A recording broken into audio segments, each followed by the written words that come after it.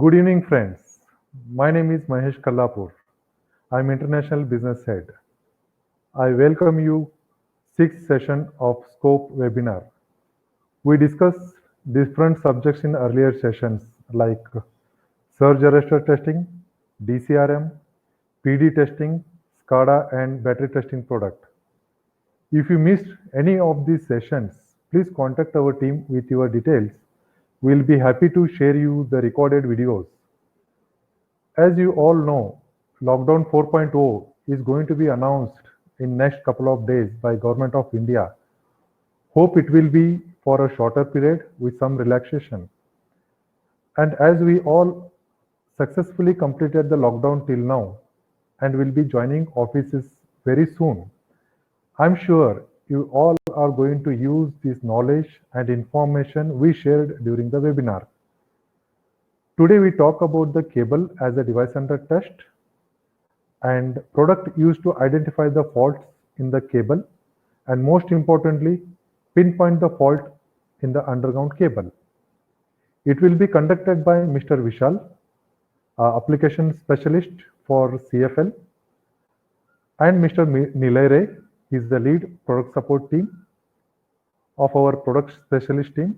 Please note, for fault finding and pinpointing of underground cable, we need set of instrument, and this is not a single instrument. The set of instruments are used depending upon the condition. So this session is focused on the locating the fault after the fault on the cable and not during the commissioning and other activities. During the webinar, if you come across any questions, please type the question in the chat box. Those will be answered by chat, or at the end of the session, it will be explained. During the session, if you face any connectivity issues, please press Reconnect tab appearing on the top of the video block to rejoin the session. With this, I hand over dash to Mr. Vishal. Mr. Vishal, over to you, please. Thank you.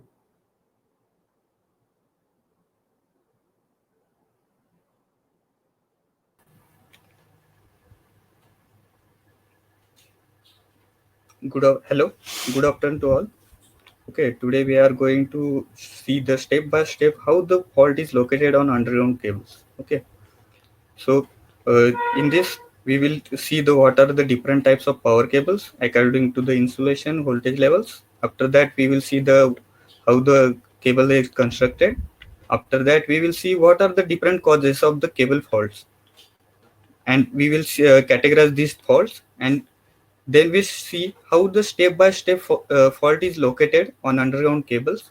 After that, what are the safety precautions we have to take, and what is the solution as we are offering as a manufacturer.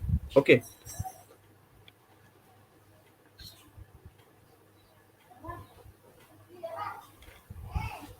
Now, what is power cable? Power cable is a single conductor or multiple conductors which are bounded together with the help of a overall sheath and protective layers, which is used to transmit power between the densely populated urban areas, factories, from overhead posts to consumer premises for distribution, and for EHV transmissions where the overhead lines are inconvenient and impracticable to the use. Okay. So now we will see what are the different types of power cables. So based on construction, the power cables are classified as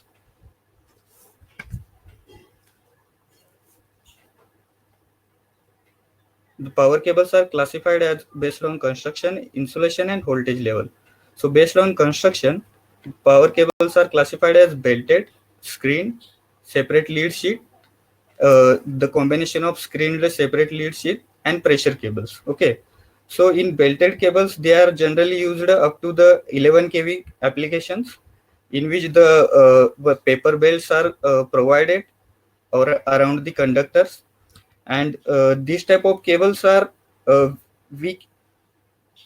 Weak insulation faces the tangential forces, and also the air pockets are easily formed in this type of cable. So these cables cannot withstand for the medium voltage and higher voltages levels. Okay, so after that, the screened type of cables, the multiple cores are covered by the impregnated paper, and after that the aluminum foil is provided, and over the aluminum foil a copper fabric tape is provided, and this all the cores with copper fabric tape are kept in contact with each other to reduce the heat dissipation and electrical stresses. Okay, this type of screen type H type cables are used for up to the 33 kV applications. Okay, after that separate lead sheet type cables. In this type of cables, uh, similar to the H type of cable, the conductors are covered by the insulating paper, and after that it was separate lead sheet is provided to the each core. So in this type of cable, the core to core type of fault is very less. Okay, and this type of separate lead type cables are used mainly up to the to 33 kV applications. And after that, HSL cables, in this type of cables, for every core there is a separate lead is provided, and after that overall lead is provided for this type of cables. And this type of cables mainly used up to the 66 kV applications. And according to the construction, the pressure cables are also there. So pressure cables are categorized into two types: oil filled or oil pressurized, and gas pressurized cables. Okay, we will see in the next slide what are these pressure type of cables. Okay, and also the according to the different insulation, what are the types of cable, we will see in the next slide. Okay,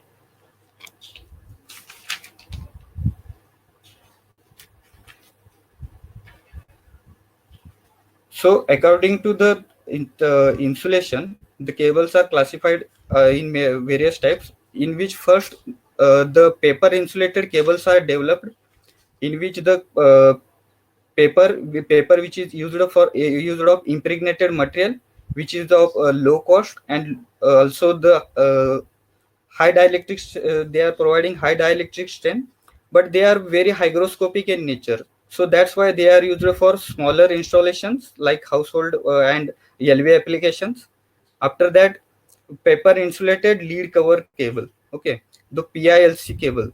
In PILC cable, the core is as it's shown in picture. You can see that the core is surrounded by a separate lead, and this lead is used for providing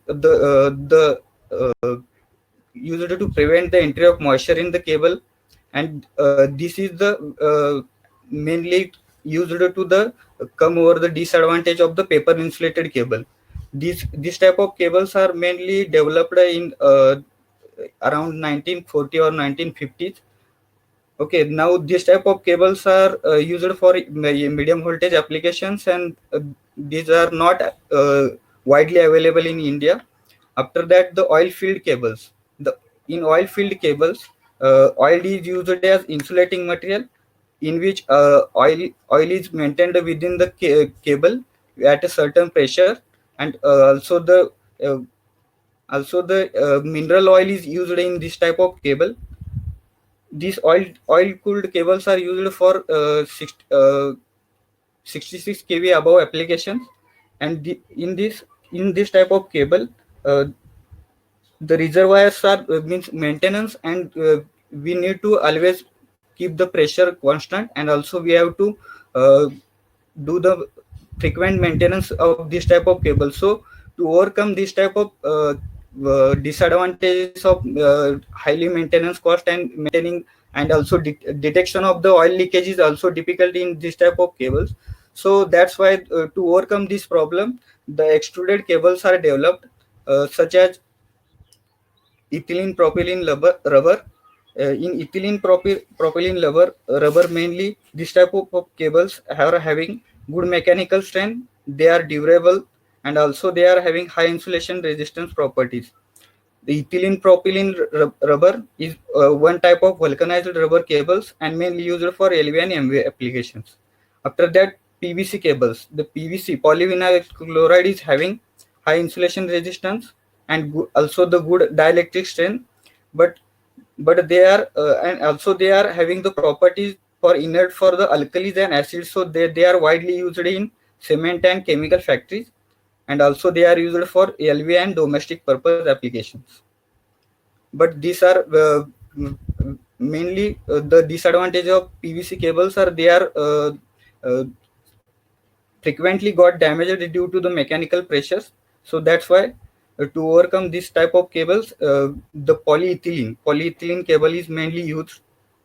Okay, in polyethylene cable, these cables are having low dielectric losses than the PVC, and also they are having the good mechanical strength than PVC cables. They are but they are not flexible as much of that PVC cable. They are hard in nature. Okay, and but there is only disadvantage of polyethylene is they are highly sensitive to moisture under the high voltage stresses. Okay, after that the cross-linked polyethylene cables are developed, which are used for the higher temperature applications, up to the 250 degrees centigrade. They are better aging characteristics, and also the insulation resistance characteristics are very high, and also they are means they are improved version of polyethylene cables, so that's why they are having better characteristics to undergoing the water treating as compared to the polyethylene cable. So they are less resistance to water treating as compared to polyethylene. And after that they are also crack proof, and also dielectric losses are, but the only disadvantages of cross-linked polyethylene that they are undergoes high dielectric losses than polyethylene. Okay, after that jelly-filled cables. The jelly-filled cables are mainly used for telecommunication applications, in which polyethylene is used as insulation and petroleum jelly is used to prevent the entry of moisture in the cable. Okay, the next one, gas insulated cables. In gas insulated or gas filled cables, the pressurized gas like dry nitrogen or SF6 is used as the insulating material or also as a coolant for the cable. Okay, in which airtight steel pipe is used, and we have a pressurized gas is used to uh, used as an insulator in this type of cable.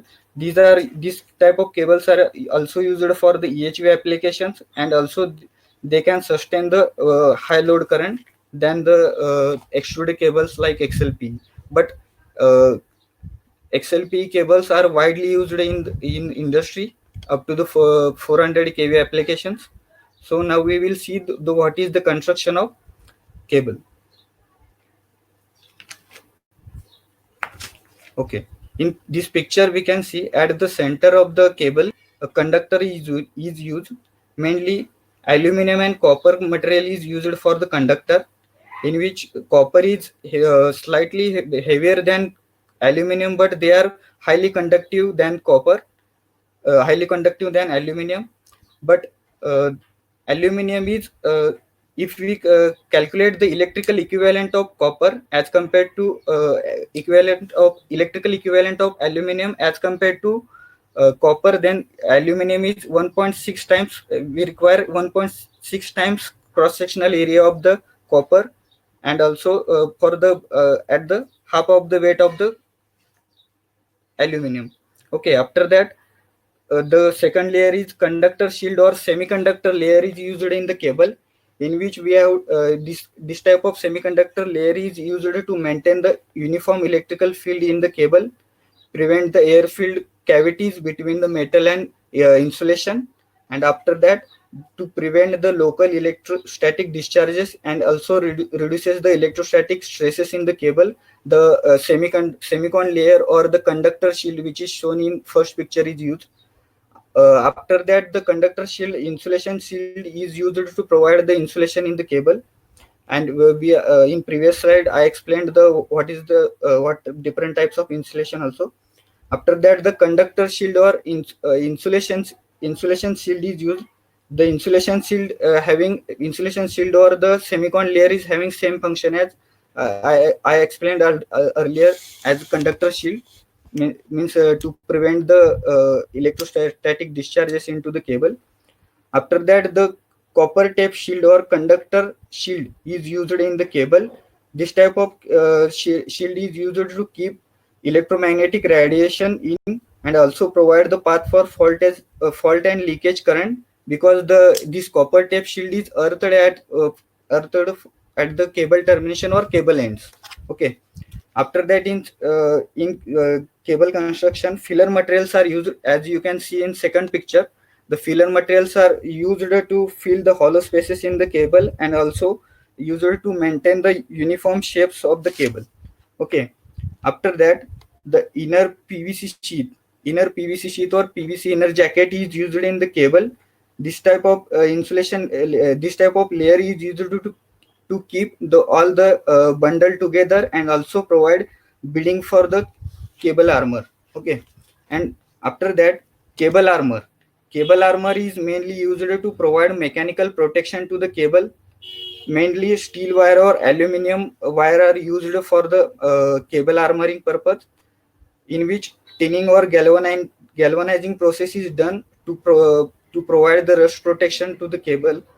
And also mainly the steel is magnetic in nature, so that's why whenever the electrical current passes from the cable, the electric eddy currents are developed in the steel material, so that's why the cable undergoes to the overheating. So that's why aluminum armoring is widely used in the industry. After that, the outer sheath or outer PVC jacket. The outer PVC jacket is mainly used to provide mechanical, chemical, and electrical protection to the cable. Uh, in this type of outer sheath, we are this is also used to provide the manufacturer marking, the cable rating, and also the length marking on the cable. Now in this picture, you can see that the cross section of XLPE cable of a 400 kV cable. The construction as I explained earlier. Okay. Next one. Next. Okay. In the next slide, we will see what are the different types of causes of the fault. Okay. In the manufacture, first one is the manufacturing defect. At the time of manufacturing of the cable, if the manufacturing process there are if there are some voids are remaining in the cable, or some moisture or contaminants are remained in the cable, so they were after the time of service, they undergoes through to a partial discharge, means they are slowly developing the water trees and electrical trees in the cable. These are slowly developing faults which are results in a higher amount of breakdown of the cable or damage to the cable. After that, the next one is the poor workmanship during cable laying. In India, the manual cable laying is widely used. Widely used. Here you can see the pictures from cable laying. These pictures are taken from the Delhi, in which manual cable laying is used. In this type of cable laying, in third picture you can see that the proper care of the bending radius is not taken care in this type of installation. So due to this type of installation, if the proper care is not taken, then due to the unwanted bending of the cable, the armor of the cable got damages or cracked at that bending point. So that's why this will cause to the further damage of the cable in the time of the service. Okay. After that, the third one is external damage due to the road construction, infrastructure development. The cable might got damaged mechanically. Next one is the earth subsidence or landsliding. Due to this, the cable is got undergoes to the damage. Next one is due to overloading events or overcurrent events. The insulation of the cable is got burns at the weak points, joints, and termination. Here you can see the picture that termination is got burned uh, due to the overloading. Next one is the sheath or armor corrosion. In this picture, you can see that the level of corrosion on the armor. this is caused due to the damage of the outer jacket is got damaged, and the moisture is got entered into the cable, and due to that the armor of cable is got corroded. So this will cause to the breakdown of the inner insulation due to the formation of water teeing and electrical teeing. So that's why this is the one of the major cause of the cable fault in the cable. After that, the lightning strike and over voltage events. Due to the lightning strikes and over voltage events, the higher amount of voltage is induced into the cable, and that's why the insulation of the cables got damaged, and that's why the faults are occurred in the cable. After that, ingress of moisture due to the weak points or at the terminations or joints, from weak point a moisture is got entered into the cable, and this type of water causes to the formation of water treeing in the insulation, and this water treeing are after that results into the formation of electrical treeing, and this electrical treeing results in the partial discharges occurred inside the cable insulation, and this small discharges into the cable causes to the weakening of the insulation of the cable, and after a certain period of time, this cable is got breakdown. After that, aging of the cable due to after a certain amount of service of the cable, the cable undergoes to the aging effect, and due to this the insulation of the cable due to the due to the operating temperature and overloading events, and also the high amount of current flowing to the cables, due to that the insulation of cable is got weakened after a over a service of period. So that's why uh, after a certain period of time the cable is got damaged. After that, the damage is caused due to the termites or rodents. In this picture you can see that one rat is damaging the cable. This type of faults mainly occurred in the LV systems, means low voltage cables. This type of uh, influence by the termites or rodents may cause the fault in the cable. Okay, next one is poor workmanship during repairing. During repairing, if the proper methods or proper care is not taken, then then the faults are occurred in the cable.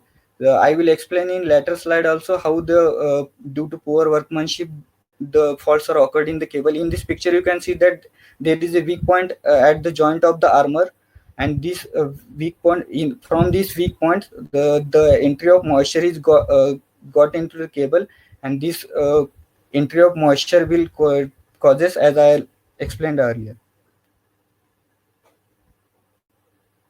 After that, the types of faults according to the fault resistance. If the fault resistance is below 10 ohm, means the cable is deadly short circuited. So for this type of faults we will call them as short circuit fault.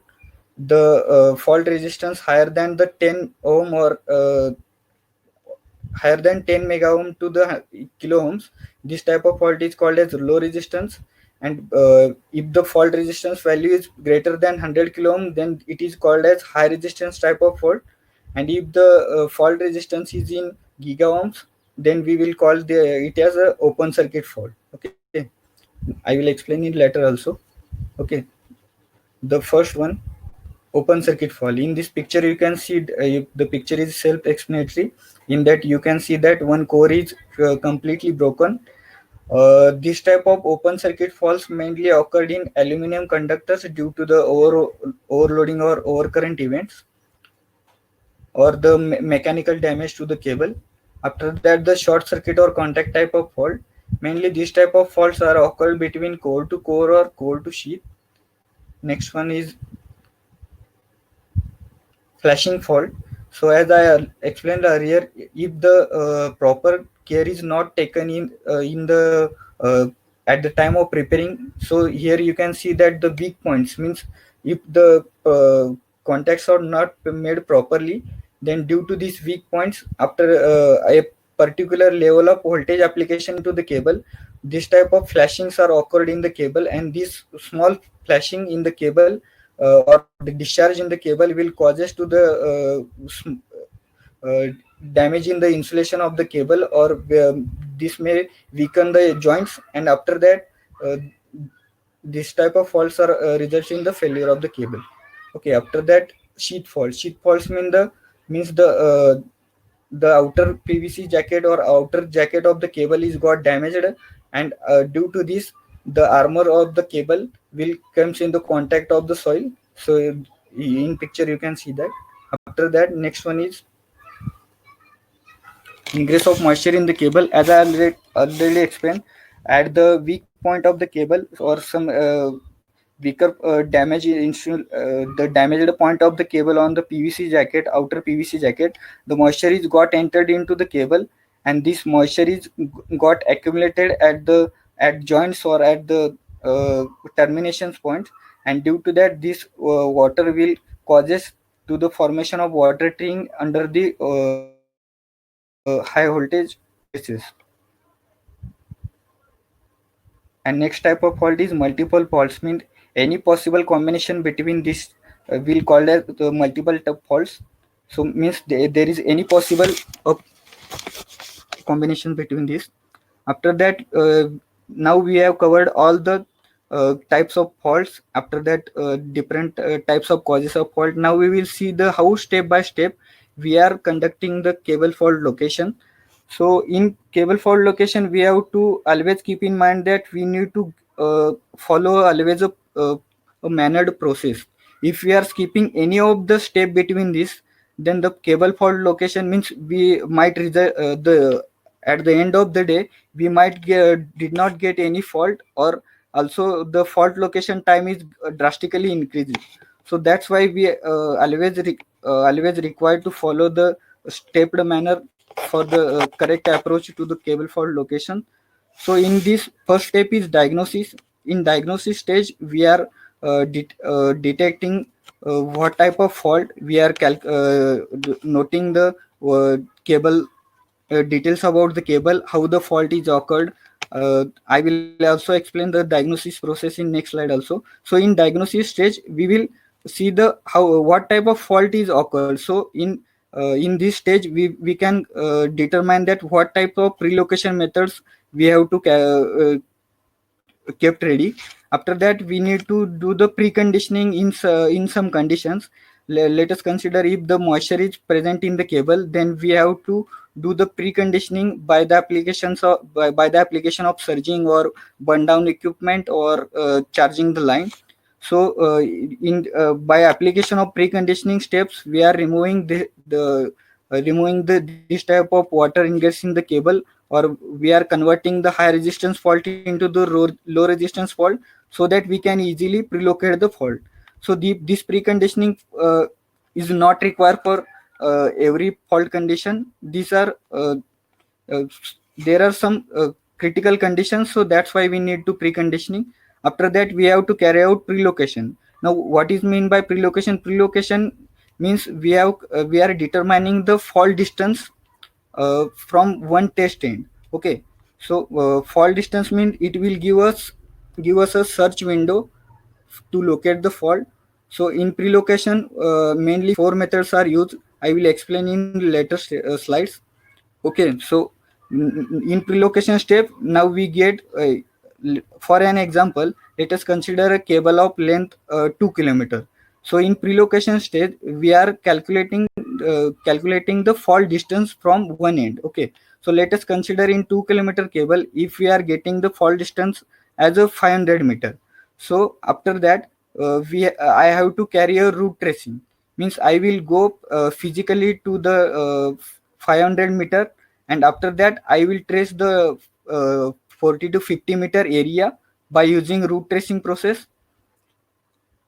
Okay, in route tracing process, it is always necessary to conduct it before pinpointing, because it is not necessary that every user will aware of the route of the cable. So route tracing is must required for before the pinpointing. After the route tracing, pinpointing step is carried out.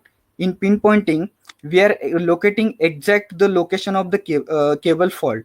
Okay, so in the marked area in the root tracing step, we will only within that area we are doing the pinpointing by using a search generator or thumper and a pinpointing set.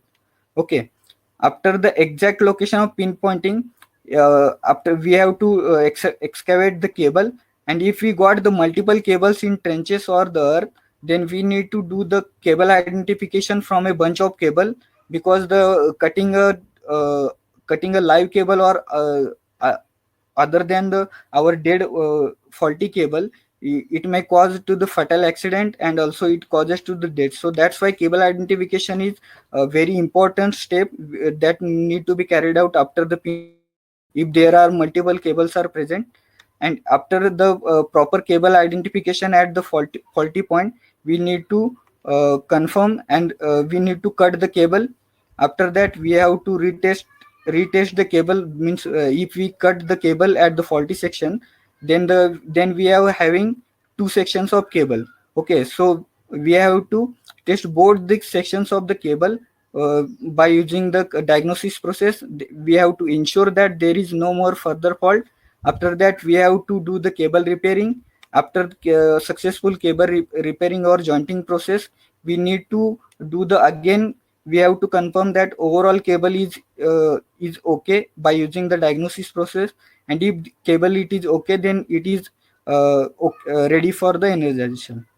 So now we will see the correct approach by step. So I will explain the diagnosis process in detail. So diagnosis process, in which we will preliminary first we collect the preliminary information, like what is the type of cables, means we will note down the what type of insulation, what is the rating of the cable, what is the cable size, etc. After that we will note down the approx cable length which is known to the user. After that we will note down the what is the time of service in service time of the cable, and how the fault is occurred in the cable, and also the status of the protection equipments. So after that collecting this preliminary information, we are doing the diagnosis process. So for diagnosis process, we require to first disconnect both the ends. After that we have to discharge the cable, and now we have to prepare the log sheet using the using means we have to test the cable using multimeter, IR tester, and TDR set. So by using multimeter we will we will note down the we will check the cable continuity. Next. Okay, so by using multimeter, we will first carry out the continuity test. So in continuity test, we will keep both the ends of cable open, and we will check the using multimeter. We will carry out the continuity test. So continuity test is carried out on all the phases with respect to means R to R, R to Y, Y to B, and R to B. And after that, we have to also check the continuity between R to armor, and means every phase to armor. So core to core and core to armor testing is very necessary. So in continuity test we got idea that if we are keeping the both the ends open and conducting continuity test from one end, so if we are getting the continuity, it means that there is a short circuit in between the cable. So we will note down this as whatever the pair we are testing, we will note down that it is as a short circuit fault between R to Y or whatever we are the testing. After that we will note down the resistance value by using multimeter. So if the resistance value is in kilo ohms or mega ohms by using multimeter only, so it means that there is a low resistance fault in the cable. After, after that we will short circuit the far end of the cable uh, by using a short circuit jumper. So we will short circuit all the cores with respect to armor, and then we will again perform a continuity test. So if we are not getting the continuity, it means that the core is got breaked down at the in between the cable middleware. So we will note down in the log sheet. After that, if we are not getting any open circuit or short circuit or low resistance fault in the cable, Then we have to test the cable using IR tester. So in IR value will give us the what is the fault resistance in the cable. So we will note down whatever the pair is faulty. If we are getting the IR value as infinity, then it is a healthy core. Okay, means it is a healthy pair. If we are getting the IR value is continuously varying from 0, it means that there is a presence of moisture in between cable. So we will note down all the readings into the log sheet. After that, we will use a time domain reflectometer to calculate the total cable length, and also the location of the joints and transformers in the cable. So it will guide us to the location of the fault. Means due to the sectionalization, we can easily pinpoint the fault. So we have to note down all these type of readings into the log sheet in the diagnosis stage. After that, in certain conditions, we need to alter the fault conditions. Okay, so in preconditioning, to alter the fault conditions, means we are converting the high resistance fault into the low resistance, or we are removing the moisture presence in the cable by the application of surges. Means we are applying DC capacitive surges, means using thumper we are applying the surges into the cable. So due to the application of surges, the heat is produced at the moisture affected area, and this moisture is got removed by the surging. If there is a high resistance fault between PIC cable or PILC cable, the burn down instrument is used mainly to convert the high resistance fault into the low resistance fault. So in burn down stage, we are applying the continuously high voltage DC supply into the cable, and we are allowing to pass a high amount of current through the cable. So that's why in this picture also you can see that how we are burning the cable. So due to the burning of cable, one carbon bridge or the conductivity is got created between the high resistance faulty area. So that's why it can be easily prelocated using prelocator. Okay, if by surging or burning we are unable to alter the fault condition, then we are energizing the line for the some time. We are allowing to pass a high amount of faulty current between the cable, and by using that faulty current, we are modifying the fault condition. So this preconditioning is necessary for certain conditions only. After that, we will carried out the prelocation. The prelocation means we are determining the approx fault distance from either end of the cable. Okay, so prelocation will give us the approximate fault distance, means a search window, as I explained earlier. So in earlier stages, the cable fault locations means that we are only using a surge generator and a pinpointer set. Okay, so by using surge generator, we are only applying the surges into the cable, and by using pinpointing set, the user are walking on the all over the route of the cable, and used it means he is used a pinpointing set to pinpoint the fault location. But in the traditional the cable fault location, the time required for the cable fault location is more. We are applying the surges for a higher amount of time, because we are testing all around the cable length. So that's why we are applying the high voltage surges for a larger time. So that's why to reduce the fault location time, the prelocation is developed, means prelocation technique is developed. So in which first method is a low voltage method. In low voltage method, a time domain reflectometry method is used, means and after that low voltage, the high voltage methods are impulse current methods, secondary injection means SIM method or arc reflection method, and third one is the voltage decay method. So I will explain in later slides. So first we will see the low voltage method, that is time domain reflectometry. So time domain reflectometry is working same like as a radar. So in this picture you can see that in radar principle, one signal is got transmitted from the transmitter, and it will get reflected from the test object, and the time difference between the transmitted signal and received signal is calculated by using instrument, and by this measuring this time difference, we are calculating the distance to the object. So same principle we are using in time domain reflectometry for the fault detection in the for prelocating the fault in the cable.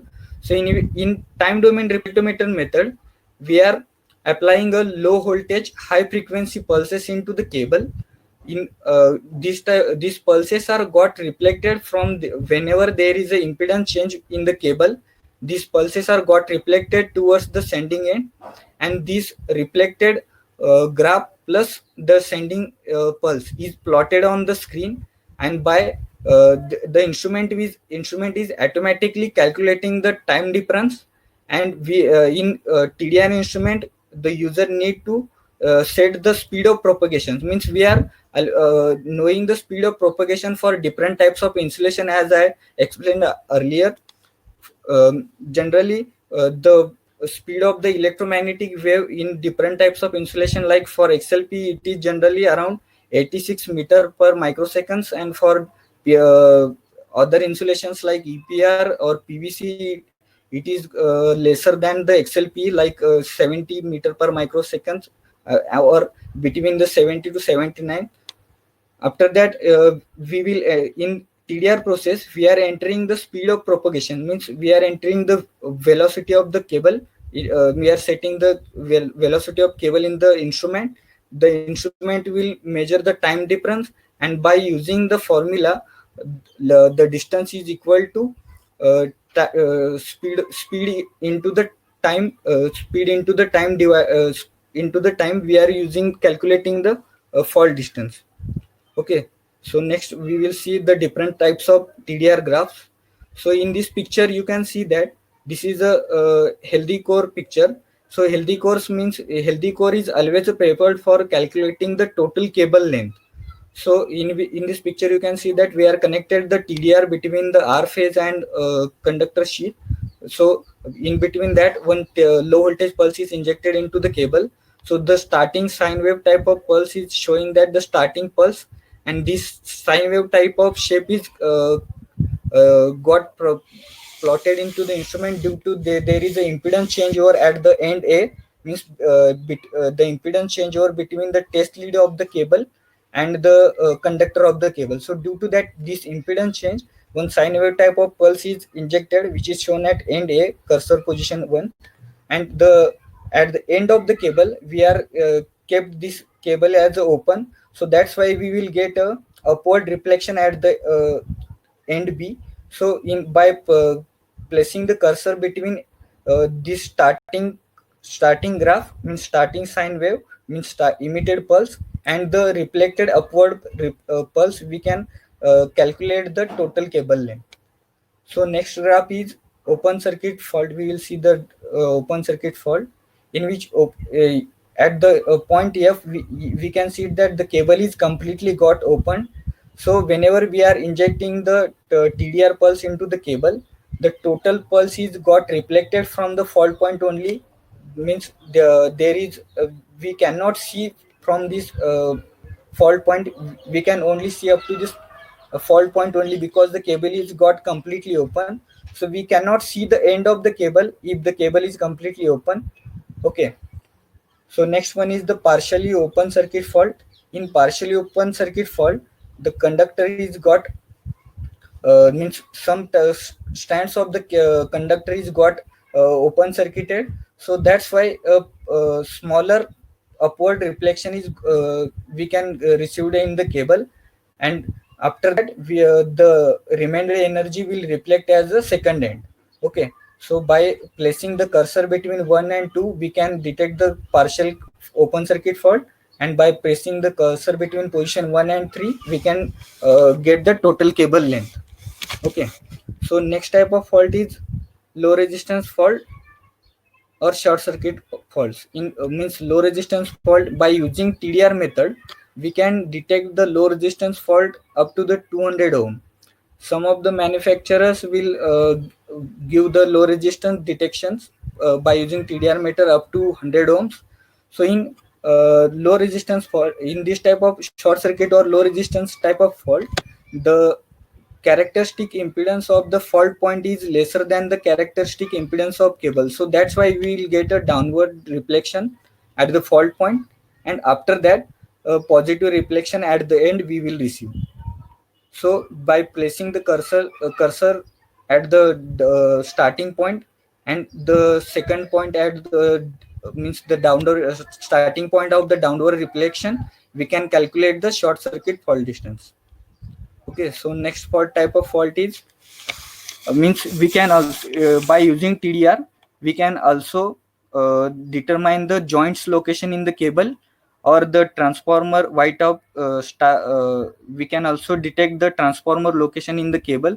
So at the time at the point of joint there is a changeover of impedance between at the point of joint. So that's why due to this type of impedance change we will get a small sine wave type of pulse into the joint location.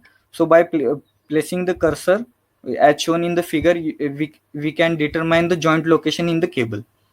Okay, the next type of fault is moisture ingress. Means next type of graph we can also determine the moisture affected area in the cable. So due to the presence of moisture in the core of the cable, the TDR energy is got disturbed at the time at the moisture affected area, and because the moisture is having the varying impedance nature, so that's why we are getting a disturbed waveform as shown in the picture. So by placing the cursor as shown in the figure, we can detect the starting point of the moisture affected area. Okay, so this is all about the TDR graphs. After that, we will see the secondary injection method. So secondary injection means secondary injection or secondary impulse method. This method is also called as multiple impulse method or arc reflection method. So in this type of method, in TDR method, as we earlier see that we can detect the open circuit fault, short circuit faults, but we cannot detect the pinholes or the insulation failure faults between the cable. So for prelocating this type of high resistance nature faults, we required a surge generator and a secondary injection, secondary impulse filter, or a multiple impulse filter or arc reflection filter. So here we can see that the surge generator is and a SIM filter and a cable under test. So in which we need to both the instruments. After that, the output of the surge generator is connected to the secondary impulse filter. After that, the output of secondary impulse filter is connected to the faulty core and for between the conductor sheath. After that, a prelocator instrument is connected to the secondary impulse filter, and also one return path is also connected to the prelocator. So in this animation we can see that how the secondary impulse method is working. So in this method, first we are sending a TDR pulse into the cable. So this TDR pulse cannot see the insulation failure or the puncture point in the cable. So that's why a regular waveform means as we seen earlier at the healthy core graph is plotted in the screen. And after that, a high voltage surge by using the surge generator is applied into the cable, and simultaneously when a TDR pulse is also injected into the cable. So due to the high voltage pulse, the at the fault point there is a flashover takes place, means temporary arc is created at the fault point, means we are creating the low resistance fault by breaking the high resistance fault. So due to the TDR pulse sent simultaneously, we are getting a downward reflection at the fault point, And in second graph shown by blue color, we can see that at fault point, the high resistance fault is detected as a low resistance or short circuit fault by using TDR method. Okay, the main advantage of this type of secondary injection method, that or secondary impulse method, that this type of fault we are using the combo of TDR and high voltage method. So that's why the accuracy of this method is very high. And secondary impulse method, the only limitation of secondary impulse method, that if the conductor sheath or conductor armor is got corroded or got corroded, then the reflected TDR pulse is got damped, or it might be diminishes into the cable itself.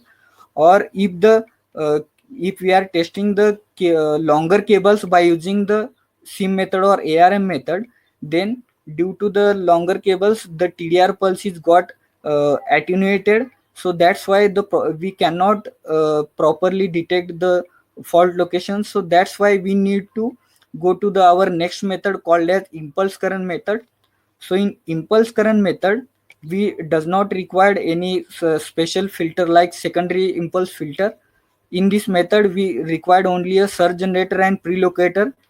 By using surge generator, we are connecting to the faulty core and sheath, and we are injecting a high voltage pulse into the cable. In this type of method, we are connecting a current coupler to the prelocator.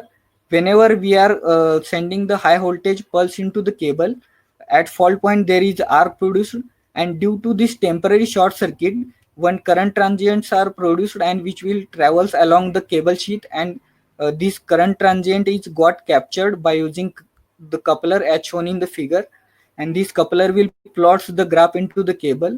So as a graph, you can see that at the first point there is a downward peak.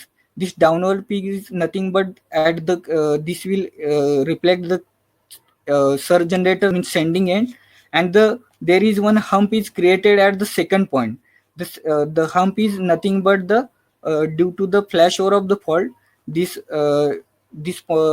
type of hump is created into the current transient, and these current transients are got plotted into the prelocator. In this type of method, the prelocator does not send any, means practically it is not acting as a source, means it is not sending any signal into the cable. It is acting as a oscilloscope or a transient recorder, which is only recording the current transients by using coupler, and this by plotting the graph, it is only determining the fault distance by using this method. Okay, so impulse current method, the limitations of impulse current method, that for shorter distances, this impulse means the received reflections of the cable might get overlapped with each other. So that's why the impulse current method is generally prepared for the longer cables, because it will give the larger pulse width, and the larger pulse width will be very useful for determining the accurate fault location in longer cable. So that's why impulse current method is mainly prepared for the longer cables. After that, there is also limitation of impulse current method, that if the breakdown voltage of the cable goes beyond the 32 kV, means by generally the cable fault locator instrument manufacturers are providing thumpers up to the 32 kV. So that's why if the fault is not broke down up to the 32 kV surging, then we have to go to the voltage decay method. So in voltage decay method, we are connecting a DC high pot or DC high voltage test set into the cable, and we are using a prelocator. So as I explained earlier, in ICM method, the current transients are used for detecting the fault distance. So in voltage decay method, we are applying the DC high voltage into the cable, means we are charging the cable up to its breakdown point. So at fault point, whenever it reaches its breakdown level, then fault is got tripped, and the voltage, means the charged cable is discharged within itself. As you can see by this red dot, the cable is got discharging within itself, and due to this discharging between this cable within itself, the voltage transients are produced into the cable, and these voltage transients are captured by using a capacitive divider capacitive divider coupler, and these graphs are plotted in the cable. So in graph you can see that there is a positive reflection and a negative reflection. So by placing the cursor between successive positive and negative reflection, we can calculate the fault distance. So this is the voltage decay method is mainly used whenever there is a limitation of surge generator for breaking the fault distance. In this method, we are taking the advantage of capacitive behavior of the cable. Means we are charging the cable by using a DC source, and we are allowing to break down the fault. So voltage decay methods is mainly preferred for the locating the fault in the EHV cables. So we can, by using this method, we can easily uh, detect the high resistance, means very high resistance faults in the EHV cables also. So now we will see the overview of the this all the prelocation methods. So in which first we can see that the TDR method is mainly used to detect the open circuit faults, then the short circuit faults up to the 200 ohms, and the ingress of moisture in the cable. So whenever there is we cannot, if we are unable to break down the fault using this low voltage source of the cable, low voltage source of the TDR, then we have to go for the high voltage methods like secondary impulse method or ICM or voltage decay method. So as I already explained, SIM method is prepared for the high resistance and detecting the high resistance and flashing faults. Also the ICM methods are also used for the detecting the high resistance and flashing fault, but this method is generally preferred for the longer length of cable. After that, the voltage decay method is used for the very high voltage flashing fault with very small leakage current, and also it is mainly preferred for the detecting the fault in the EHV cables, because the breakdown voltage of the fault level is very high in the EHV cables. After that, if we are having the moisture ingress or presence of water in the cable, then we have to do first the burn down, and after that we can, by using either method of ICM or SIM, we can detect the we can prelocate the fault distance.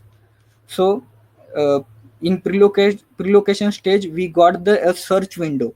Means if the in 2 kilometer cable, if we got the fault distance of 500 meter, then we can we can go directly to the 500 meter, and after that we will trace the route of approximately 50 meter at the 500 meter. So now we will see how the cable route tracing is done. So in cable route tracing, let us consider a cable in which we are connecting a audio frequency generator. Audio frequency generator is nothing but in which we are injecting the AC sinusoidal very high frequency signals into the cables, and in this type of connections we are connecting the cable, means we are connecting the red output of the instrument to the core of the cable, and we are connecting the second end of the same core to the earth, and the return path of the instrument is connected directly to the earth at the sending end. So the path is got completed between the earth as shown in the figure. After that, the AC signal is got injected into the cable, so that's why a magnetic field is created around the cable. Okay, so by using this alternating magnetic field, we are using a sensor, means we are using a search coil into the cable. So now we will see the top view, means how the root tracing is done. So one root tracer sensor or search coil is used to trace the route of the cable. Whenever we are moving the sensor above the cables, in the root tracing, we are not keeping the sensor on the ground. We are held this sensor just above the ground.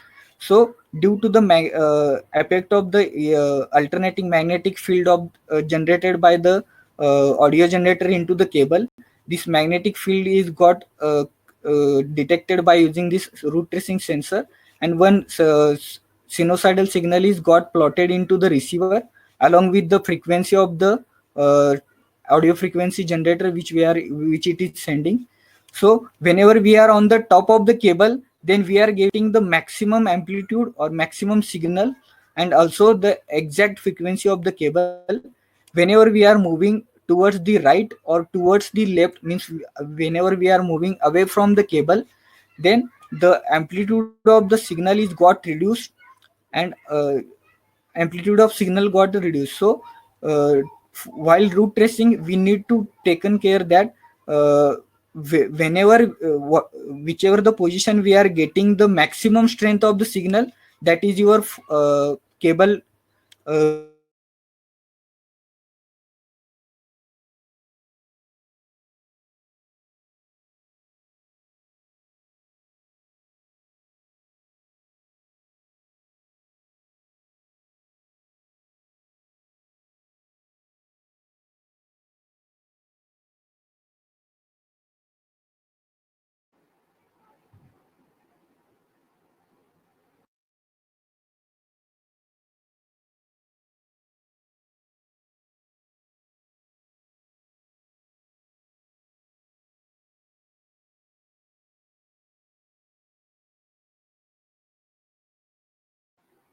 Vishal, are you there? Vishal?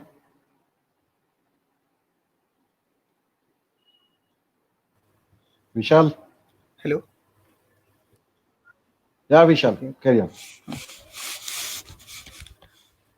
So by detecting the audio sound by using the headphones provided along with receiver, and also the received signals on the display, we need to detect the maximum signal. Whenever whichever position we are getting the maximum signal, we need to mark that as a route of the cable. So we will in route tracing we will determine the exact route of the cable, so it will helps us to reduce the time of pinpointing. So now we will see how the faults are pinpointed in the cable faults are pinpointed exact location. Now what is the necessary of pinpointing? Because in pre-location we are dependent on the setting of that velocity of propagation. After that there is inaccuracy of the pre-location instrument. So that's why we cannot say that we cannot locate the exact fault point using pre-location method only. So that's why we required a pinpointing process to locate exact fault location. So in pinpointing, first we will see the high resistance type of faults how we are locating. So let us consider a cable in which the armor of the cable is grounded at both the points. After that, a surge generator is used to break down the fault. So by using surge generator, the surges are applied into the cable. So due to that, due to the application of DC capacitive surges into the cable, there are two phenomena are got created into the cable. The first one is the electromagnetic field is created around the cable, and also there is a acoustic sound is produced at the fault point. Means due to the breakdown of the air present at the insulation puncture or in high resistance fault point, there is a air is present at that point. So this air is got discharged at the fault point due to the application of high voltage DC by using surge generator. So due to these surges, the at fault point we are getting acoustic signals, and over the length of the over cable, we are getting the electromagnetic signals.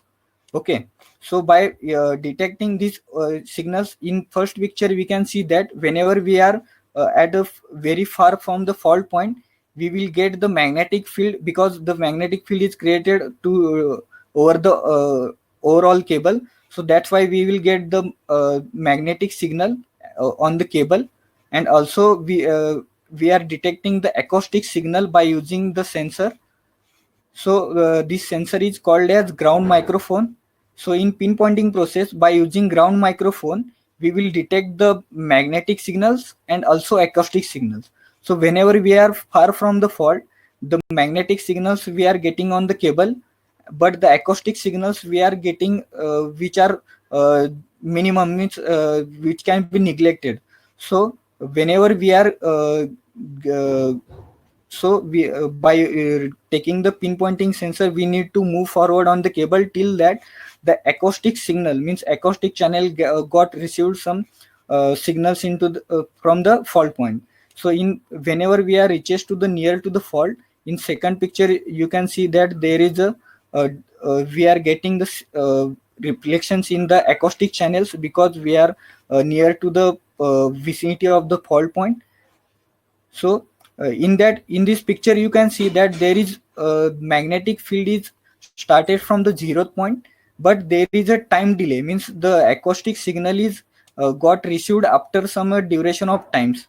So for example, I can give an analogy that whenever we are hear that the thundering sound from the sky, uh, after a particular amount of time, first we will see the light in the clouds, and after that we will listen the sound. So same analogy is applicable for the pinpointing of high resistance fault, in which we will get the magnetic signals first, and after that we will get a delayed acoustic signals from the fault point.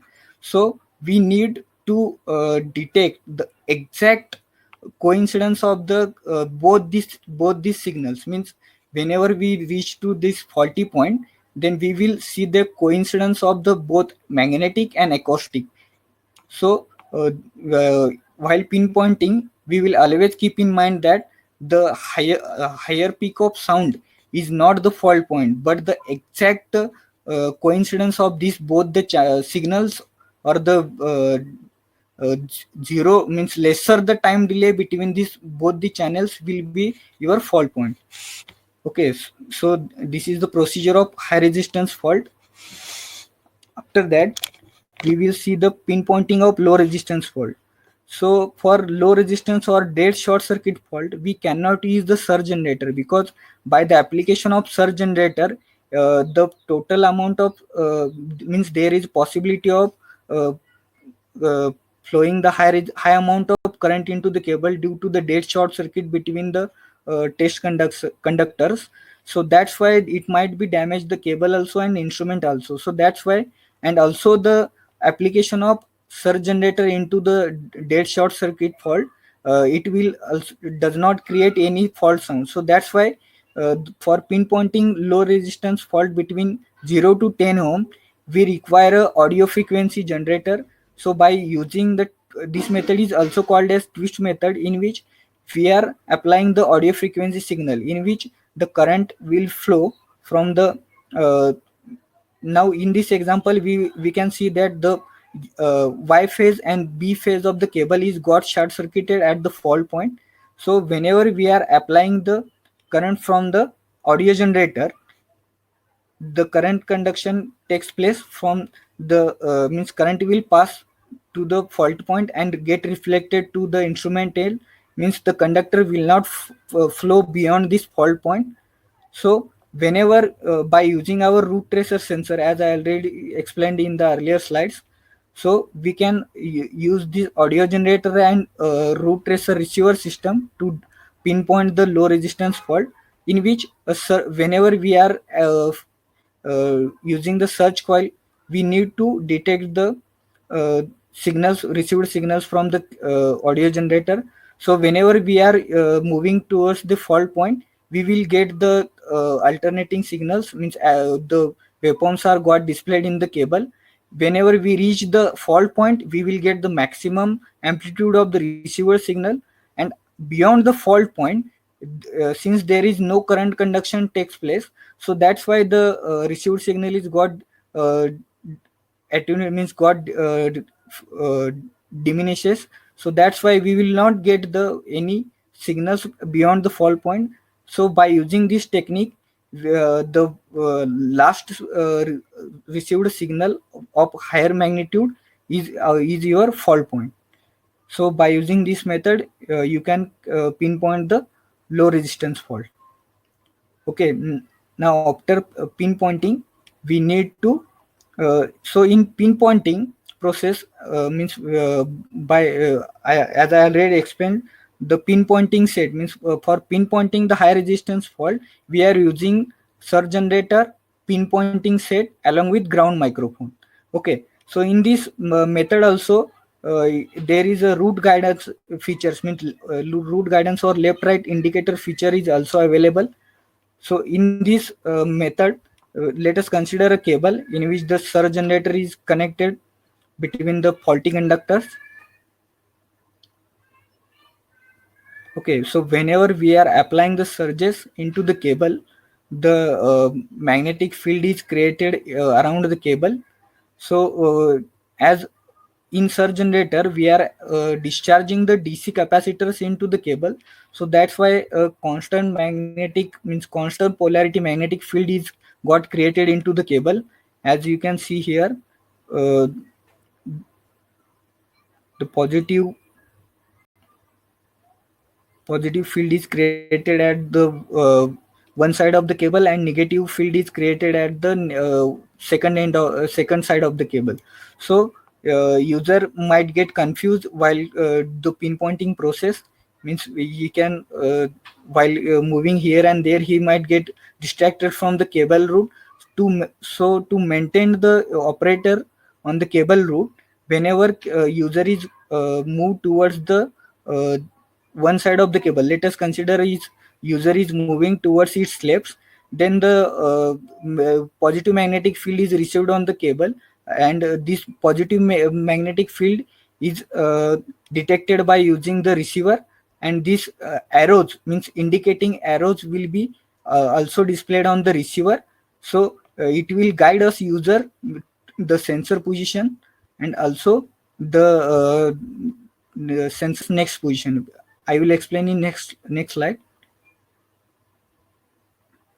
Okay, in slide you can visualize that the cable, whenever we are applying surges, there is magnetic electromagnetic field is created around the cable.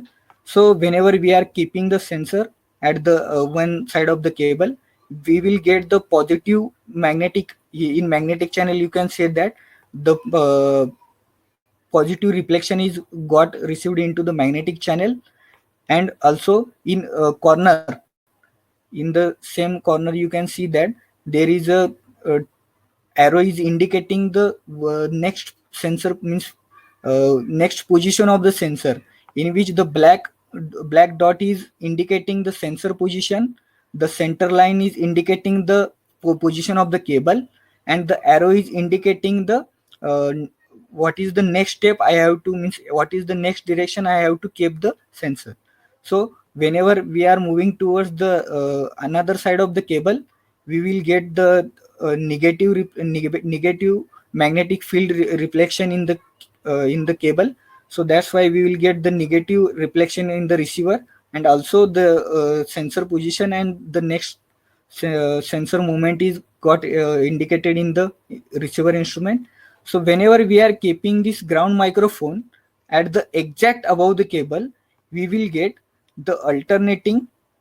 So whenever we keep this sensor on the exact above the cable, we will get the alternating positive and negative reflections on the receiver.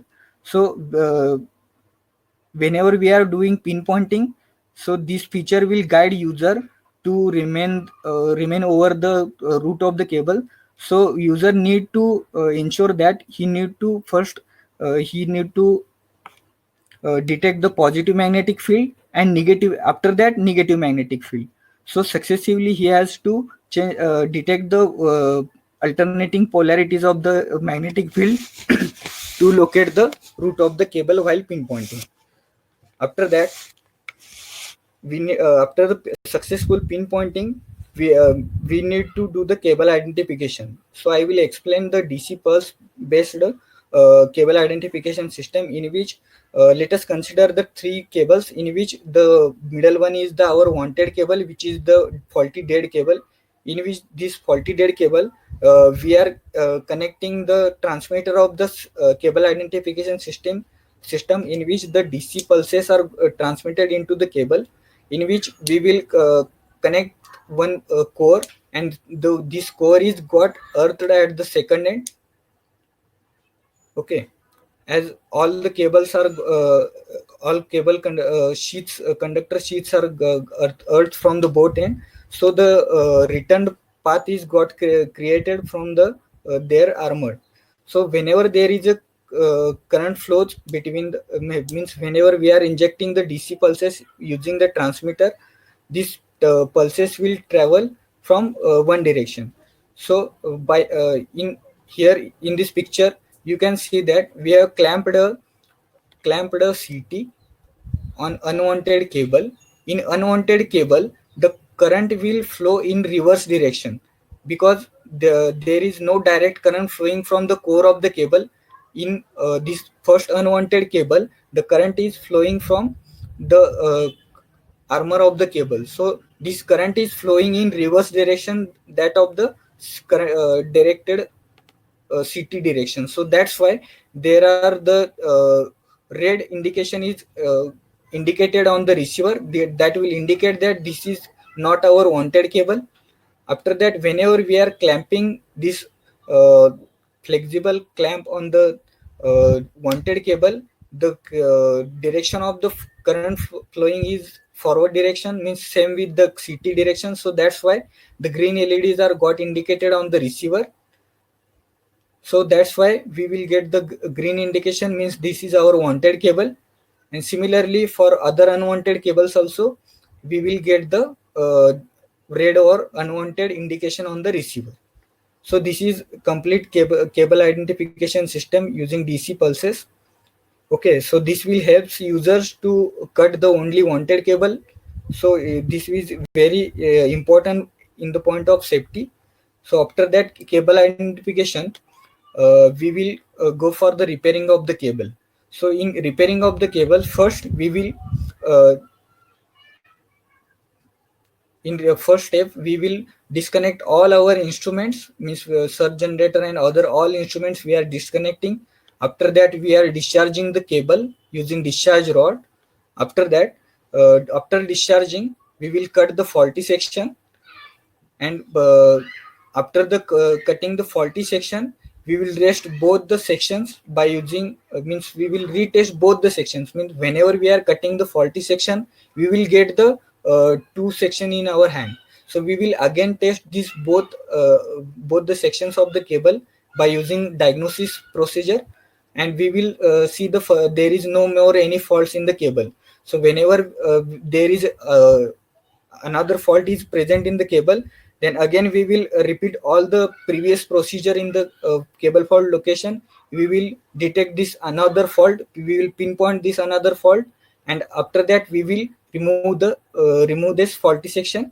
And after the confirmation of all the cutted sections they are healthy, then we will go for the repairing steps. So in repairing step, we will make the cable joints and proper terminations are created. After the repairing of the cable, we will test the cable, means post repair insulation test is carried out to ensure that there is no faults in the cable after the repairing or after the making the joints in the cable. Whenever whenever got confirmed that there is no more further faults, then the cable is clear for charging. Okay, so after successful repairing, we will see what the safety precautions we have to take care in the cable fault location process. So always do not work on the wet locations, means do not use the surge generator DC high voltage test sets at the wet locations uh, because it can cause a severe accident. Always use a helmet, HV rated hand gloves and shoes for while operating the instruments. Do not touch any conductor without discharging. Always use, means before testing, before the testing or touching any any conductor, we always need to discharge using discharge rod. After that, do not keep any HV connections or HV connections open because it might get a flashover within the test object and instrument. So that's why do not keep any connection open. Do not try to remove any connection while working the instrument because it will might cause a hazardous accidents. So that's why do not remove any connection. Avoid always avoid the instrument without connecting the earthing to the unit. So always connect the earthing to the any means whenever we are connecting the any surge generator or high voltage test into the cable, always connect the earthing first to the unit and always remove the earthing at the last. Okay, after that always you need to keep the main supply off during making any connections or removing the connections. uh, uh, while making any connection, always connect the main supply at the last, or and while removing the connection, always removing any connection first, we have to remove the AC supply from the instrument. After that we need to ensure that there is a good quality AC main supply in the with proper earthing within the specified limits of that operating working voltage of the instrument. We need to ensure this single phase AC supply. After that always use specified ratings of mains power supply fuses, because if we are using the other than the specified ratings, then it might the extra current into the supply, it might damage the instrument. So that's why I always use specified rating fuses. After that, in case of emergency, always use the emergency of providing on the instrument first to prevent the further hazards. Always put caution labels whenever we are doing the cable fault location. It is the must we need to put the caution labels, or the uh, always need to FIFO labels at the both the ends of the cable while testing of the cable. Because if we are surging from one end, and if any another person will touch the from second end, it might get high amount of shock. So that's why we always need to put caution labels at both the ends. After that we always need to switch off all the switch gears, and to avoid the accident. In case of cable, we always need to remove the switch gears from the cable connection while doing the surging, to remove the further damages to these switch gears. So next we will see what is the solution from Scope. So Scope is providing the various types of prelocators depending on the customer requirements. So we are having the prelocators which can detect the fault location up to maximum 256 kilometers. Means that third picture you can see that this is our CFL PL4 Plus, which is the advanced model with 256 kilometer and 10-inch color display, in which also we have provided the screenshot facility always, and also these instruments are equipped with the cable velocity of propagation library is inbuilt in this instrument. So whenever we are setting the parameters in TDR method or any prelocation method, it will be easy for user. Okay, so these all instruments are equipped with various prelocation methods. After that we are having surge generators with built-in DC hypo testing facility, burn down facility, and sheath fault location facility. We are having 16 kV and 32 kV surge generator in our product range. These optional DC hypo, burn down, and sheath fault location modes are offered as optional. Okay. These thumpers are equipped with various safety interlocks to ensure the user safety. After that, we are having universal receiver for pinpointing process and route tracing process.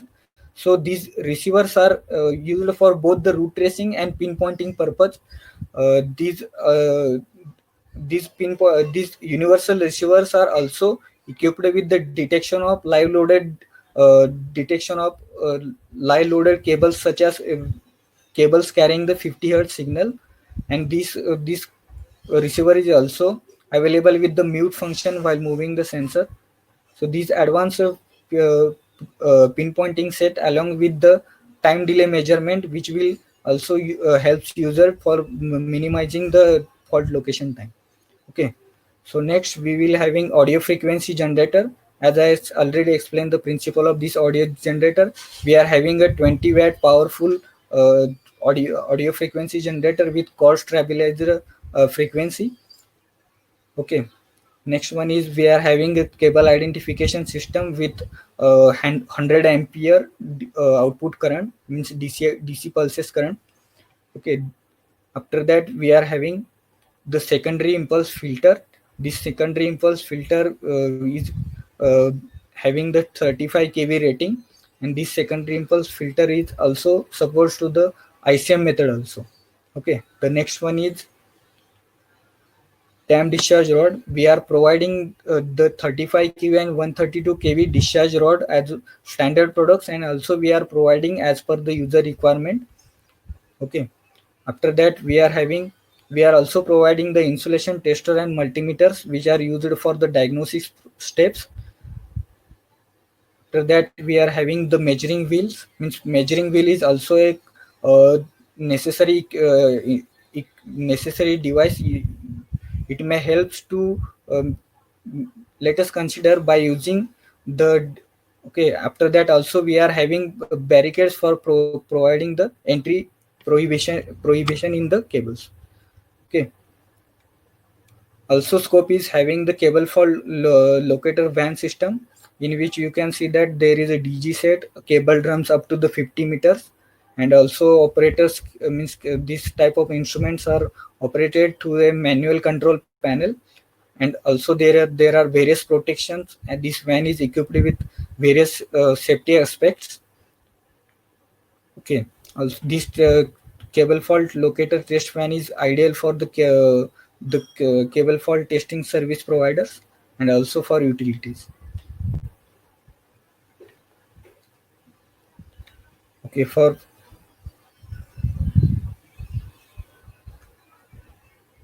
now we can start the question and answer session.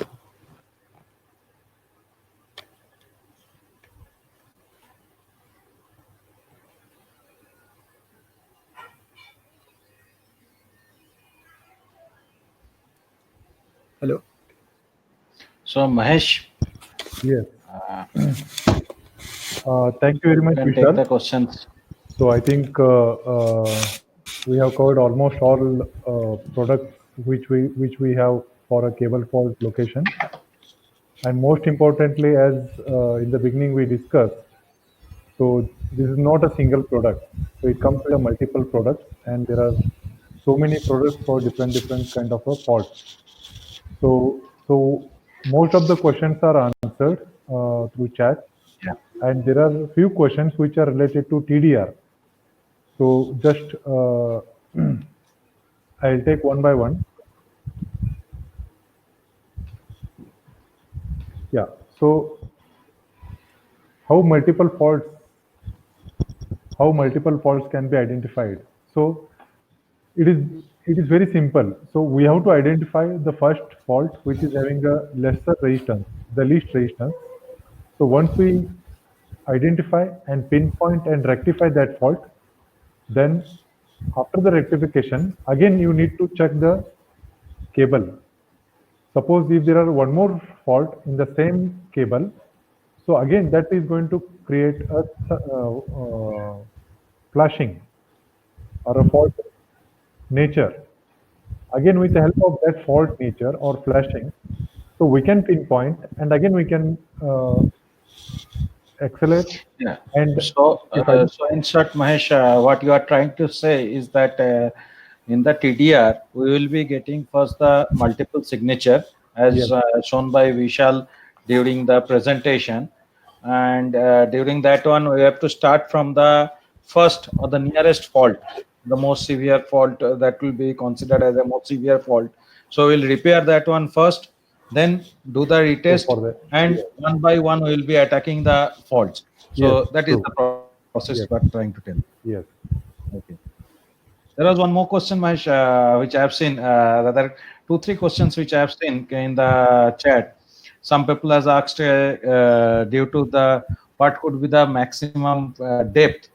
Generally, and some of the two people has mentioned also the depth about 7.5 meter and 20 meter. Yes. So 7.5 meter itself is a very, very big deep cable. Generally, the cable does not go that much depth. Generally, the cables are laid at a depth of 1 meter or 2 meter, so that even after a 1 or 2 road repair work, totally new road has got built up, still the cable will be going to a depth of maximum 3 meter, 2 meter, or 3 meter maximum. Generally, all the manufacturers product, whoever is manufacturing cable fault locators, they are demanding the depth location can be done. Means this fault location or pinpointing is effective up to a distance of 3 to 5 meter maximum. Up to So the we depth, can yeah. say up to 5 meter, it's okay, but when going beyond 7.5 meter, 5 meter, it is really difficult.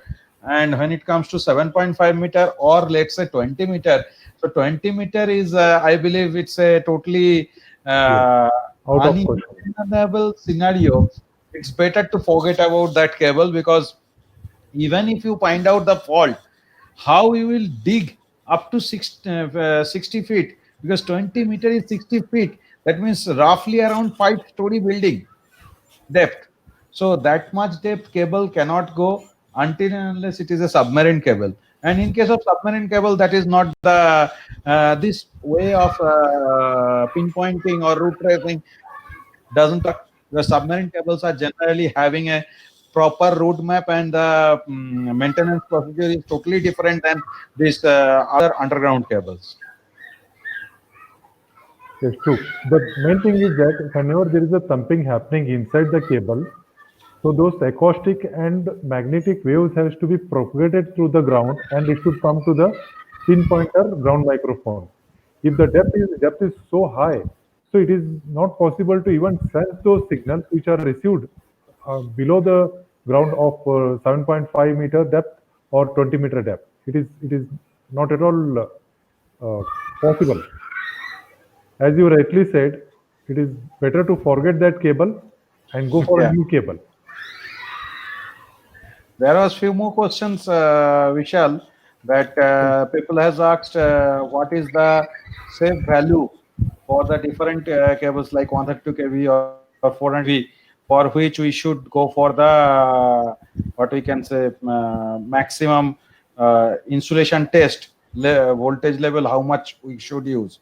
What do you feel? If we say that 5 kV or 10 kV is okay, even if it is a 11 kV cable, Vishal, what do you feel? 5 Sir, kV or 10 kV you are should be asking okay. about the insulation tester. Okay. Yeah, yeah. Yes. Insulation testers are it is okay up to the 10 kV insulate IR testers are recommended for the cable fault location process. I am talking on behalf of the cable fault location process. So we can use the 5 kV, 10 kV IR testers up to the 33 kV cables. Okay. So even if we are going for the higher kV cable, so even if we inject 10 kV, it doesn't matter. No, yes, sir. Okay. So for there was one more question which I have seen, that in case of a low voltage cable, that 400 volt or something like that, 220 volt, how how to do the fault analysis. So Vishal, if you can quickly cover up that thing. For EHV cables, generally the No, not whenever there EHV is cable. That is that question is on okay the LV, okay 220 LV. volt or 400 volt cable. For Low voltage. okay, for LT cables, we are applying the surges by setting the 4 kV, means up to the 4 kV ranges. We are selecting the 0 to 4 kV range in surge generator. We are applying the voltage in the steps of 0.25 kV, and by increasing this 0.25 kV steps, we are applying the surges into the cable, and we are detecting or pre-locating the faults in the LT cables. Okay, because the LT cables insulation, whether the working voltage of the LT cables is near about 440 or 1 kV, but the insulation class of this LT cables is rated for the higher voltages. So since we are applying the DC surges for the shorter, means for a microsecond of duration, so that's why it will not damage the insulation of these LT cables. So by using the LT thumper or by selecting the 0 to 4 kV range in the surge generator, we can detect the LT cable faults also. So Mahesh, is there any other questions? If you do you want Yes, to I think we highlight? covered almost all questions. And related to this LV cable, so better we go ahead with a diagnosis. The first we have to do the IR, then pre-location. So in pre-location also we can find out some kind of a type of a fault and distance approximately. Then if it is required, so then we can go with a low voltage. So that is as mentioned by Vishal. So we can select 4 kV range by gradually increasing from 0 to 1 kV and checking the thumping, and gradually increase up to the higher voltage, and it should not be more than the 4 kV, so that we have to take care. So I think we have answered all the questions, and whatever for all the participants, we can say that we will be sending you a handout of all the questions whatever we have got, and the some part of the PPT, rather majority part of the PPT itself will be covering in that kind of a thing, embedding the questions into that PPT itself. Will be sending subsequently, so it may take some time for us to send all those questions, because we are arranging these webinars on daily basis. So once this series of 7 days is over, we will be taking up that activity of sending the questions properly answered, and then sending it back to all of you as a ready reference. For any future queries, you can contact us. For any product related information, you can contact our marketing. For after sales related information, you can contact our service team, in the email ID is given. For any technical queries, you can contact us as the email ID given to our product specialist team. And for any other details about our company, you can visit to us, and you can get be in touch with us. So thank you very much for your attending